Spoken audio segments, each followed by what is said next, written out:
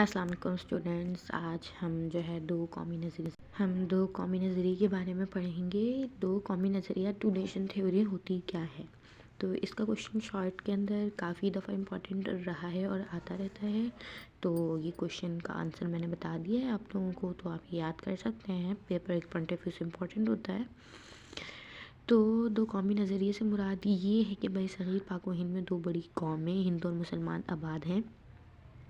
برصغیر پاک و ہند وہ ایریا جو اب پاکستان اور انڈیا کہلاتا ہے، وہ پہلے برصغیر کہلاتا تھا، جہاں پہ ظاہر سی بات ہے بہت سے ریلیجن کے لوگ آباد تھے، پاکستان مسلمان بھی تھے اور ہندو بھی تھے، تو وہ کافی ٹائم سے ایک دوسرے کے ساتھ رہ رہے تھے، لیکن ان کی ثقافتیں، ان کے جو کیا کہتے ہیں کلچر تھا وہ بہت ڈفرینٹ تھا، ان کی جو سارا رسم و رواج تھی بہت علیحدہ تھی، جس کی وجہ سے وہ ایک دوسرے میں مرج نہیں ہو پا رہے تھے۔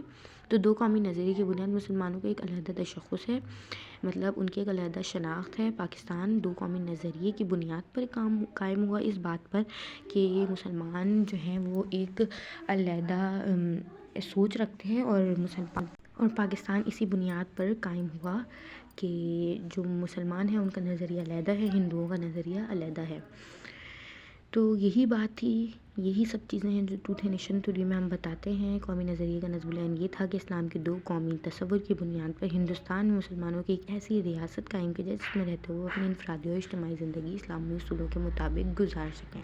تو پاکستان بننے کا مین ریزن جو تھا وہ یہی تھا کہ مسلمان اپنی تمام عبادت کر سکیں کھلے عام، ان کو کوئی روک ٹوک، اور یہی وجہ تھی کہ پاکستان قائم ہوا۔ یہی سب ٹو نیشن تھیوری تھی۔